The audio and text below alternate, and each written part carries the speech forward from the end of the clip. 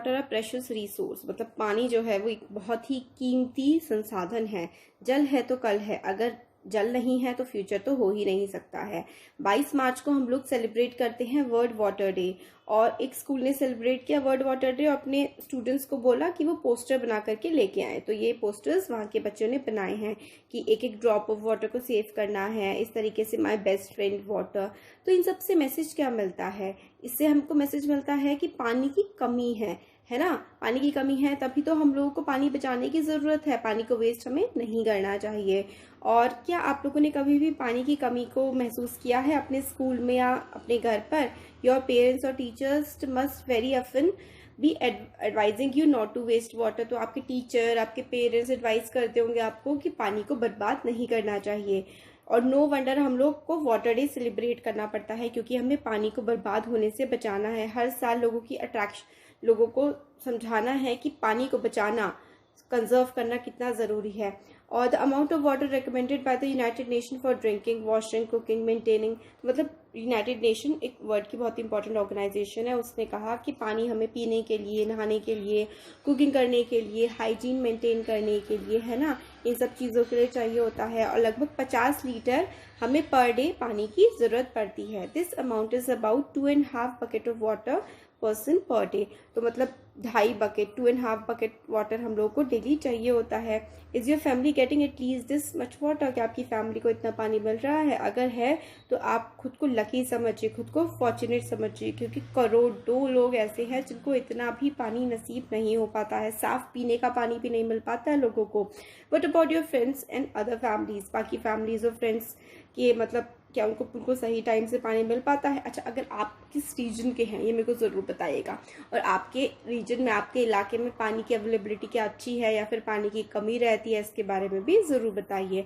तो कुछ प्लेसेस ऐसे होते हैं जहाँ पे बहुत ही ज़्यादा शॉर्टेज होती है पानी की, वहाँ पे टंकियाँ हमेशा मतलब खाली रहती है, लंबी लंबी कतारें, लंबी लंबी लाइंस लगती हैं पानी के लिए, और लड़ाइयाँ भी होती हैं, मार्चेस होती हैं, प्रोटेस्ट होते हैं for demand of water have become a common site. तो पानी की ज़रूरत है ना, और पानी की कमी जहाँ पर स्पेशली समर्स में, ये हम लोग न्यूज़पेपर्स में देखते हैं कि मैसेज की भाई पानी की बहुत ज़्यादा कमी है। देखिए टंकी में पानी के लिए कितने सारे लोगों ने लाइन लगा रखी है। और एक्टिविटी 16.1 की वही है कि आप लोगों को क्लिपिंग्स वगैरह कलेक्ट करनी है न्यूज़पेपर की, मैगजीन की, और फ्रेंड्स के साथ शेयर करिए कि पानी की कमी मतलब क्या क्या दिक्कत है पूरे वर्ल्ड में, और कितने सालों तक क्या क्या होने वाला है ना। ये कटिंग्स है न्यूज़पेपर्स की कि इंक्रीज योर प्रोडक्टिविटी, बारिश कम पड़ेगी तो क्या होगा। तो ईयर 2003 जो है ना, उसको international year of fresh water to make people aware of this dwindling natural resource. Dwindling natural resource मतलब कम होता है रिसोर्स, क्योंकि हम लोग पानी को बर्बाद ही इतना ज़्यादा करते हैं, ज़मीन में से इतना ज़्यादा पानी निकाल दिया है कि कई जगह हमारे देश की ऐसी हैं कि वहाँ पे पानी बचा ही नहीं है। तो 2003 का जो ईयर था वो international year of fresh water मनाया गया था लोगों को जागरूक करने के लिए। तो more than 1/3 of the population in the world faced water scarcity. Water scarcity का मतलब होता है पानी की कमी। 1/3 मतलब 30, अगर सपोज करिए पूरी दुनिया में 100 लोग हैं तो 100 में से 33 लोग ऐसे हैं जिनको पानी की कमी पड़ती है, बहुत ही ज़्यादा दिक्कत होती है। और बिफोर वी डिस्कस पानी की कमी क्यों है, तो हम लोगों को डिस्कस करना होगा कि कितना पानी हमारे प्लैनेट पर, हमारी धरती पर अवेलेबल है। How much water is available, कितना पानी अवेलेबल है। इसमें हम लोग देखते हैं कि भाई यहाँ तो पानी ही पानी है, हम तो अपने प्लैनेट को भी ब्लू प्लैनेट कहते हैं। 71% जो है अर्थ का सरफेस वो पानी से घिरा हुआ है। ऑलमोस्ट सारा का सारा पानी, water on the earth is content. और पानी कहाँ पर है? सी में, ocean, lake, ice cap as well as ground in the atmosphere. अब धरती पर 71% तो पानी है, तो भाई पानी की कमी कैसे है?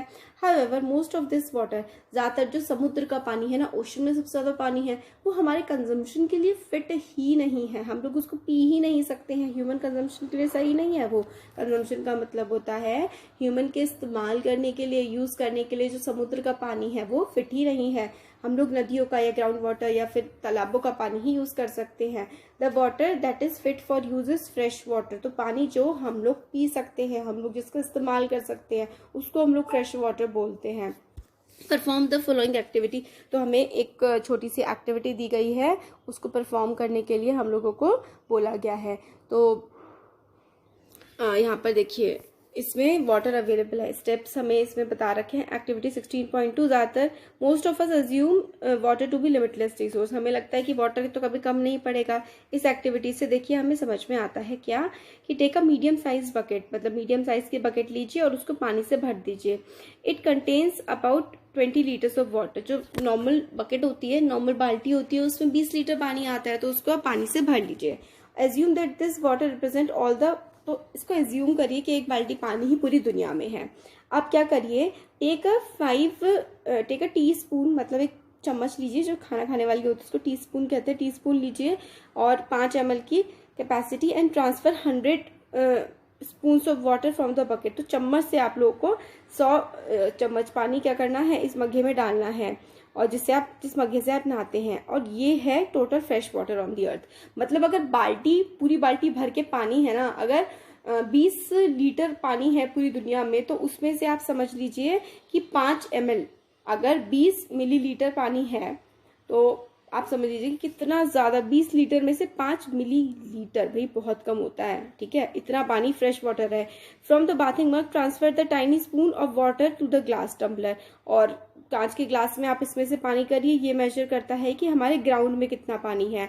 और अगर एक चम्मच में आप लेंगे तो ये रिप्रेजेंट करता है कि नदियों में और तालाबों में कितना पानी है। तो देख रहे हैं नदियों तालाबों में सिर्फ एक बूंद पानी के बराबर ही है अगर आप वर्ल्ड के पूरे पानी की बात करें।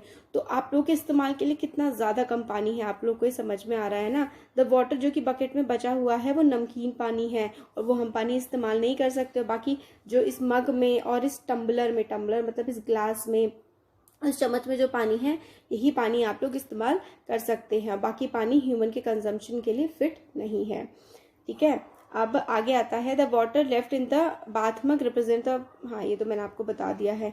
जो बाथ मग मतलब मग्गे में बचा हुआ है, इसमें और इसमें डालने के बाद वो है ग्लेशियर, मतलब जमी हुई नदियाँ। जो जमे हुए आप कहते हैं ना कि पहाड़ जैसे, बर्फ के पहाड़, ग्लेशियर्स जो है जैसे कि एंटार्क्टिक और आर्कटिक में है, वो हम लोग तो बिल्कुल जमे हुए हैं, उसको तो हम लोग यूज कर ही नहीं सकते हैं। तो देख रहे हैं कि कितना कम पानी हमारे इस्तेमाल के लिए अवेलेबल है।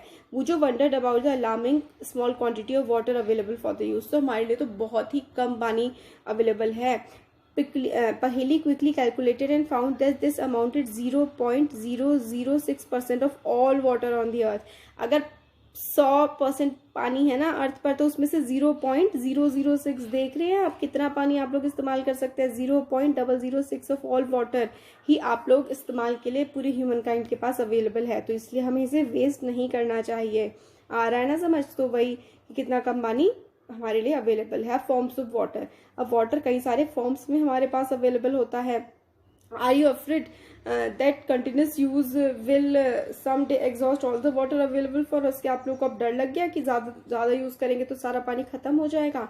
तो देखिए अर्थ पर जो पानी बना है ना, वो मिलियन ऑफ ईयर्स की साइकिल से बना है। मतलब मिलियन ऑफ ईयर से बारिश गिरी, भाप बन के फिर पानी उड़ा, फिर बारिश गिरी, तो इस पूरे के पूरे प्रोसेस को वाटर साइकिल कहते हैं। तो वाटर साइकिल तो आप लोग बचपन से कई बार पढ़ते हुए आ रहे होंगे, है ना। तो वाटर साइकिल वो प्रोसेस होता है जिससे पानी दोबारा से जाता है। जैसे कि यहाँ पर देखिए, पहला ये ग्राउंड वाटर में था, है ना, फिर उसके बाद यहाँ पे नदियों में था, नदियों से ये पानी भाप बन के उड़ गया, भाप बन के उड़ा और ये बादल बन गया। अब बादल भारी हुए तो फिर ये बारिश की फॉर्म में, है ना, नीचे गिर गया। बस यही हमें इसमें बताया गया है।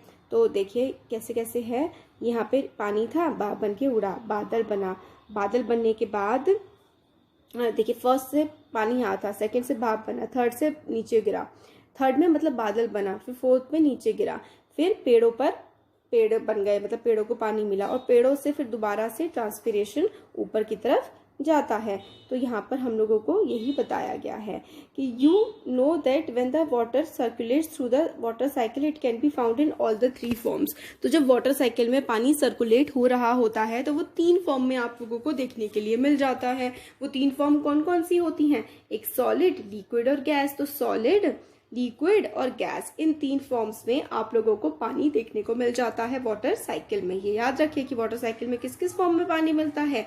सॉलिड, लिक्विड एंड गैस में, at a given time somewhere on the अर्थ। तो कहीं ना कहीं पर वाटर साइकिल पे मतलब वाटर साइकिल में सॉलिड, लिक्विड, गैस किसी भी फॉर्म में आपको पानी मिल सकता है।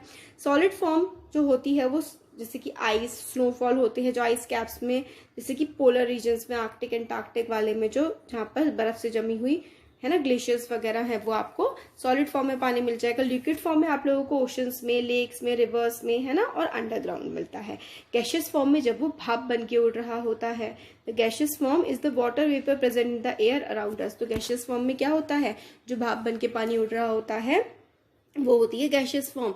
The continuous cycling of water among its three forms keeps the total amount of water on the earth constant.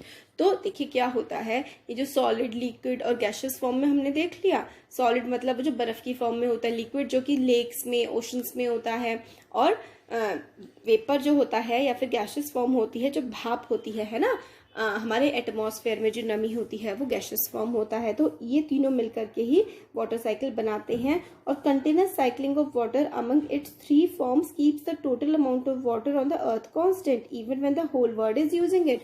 तो ये जो वाटर साइकिल है ना, आप समझ रहे हैं कि पूरा का पूरा जो पानी है वो बिल्कुल मतलब ना घटता है ना बढ़ता है, बस हमारे भले ही पूरी दुनिया इसको इस्तेमाल कर रही हो, बट फिर दिक्कत क्या है, मतलब ऐसा कुछ नहीं है कि 1 जो है वो जम्बल्ड फॉर्म है, तो ये क्या है, ये ग्राउंड वाटर है।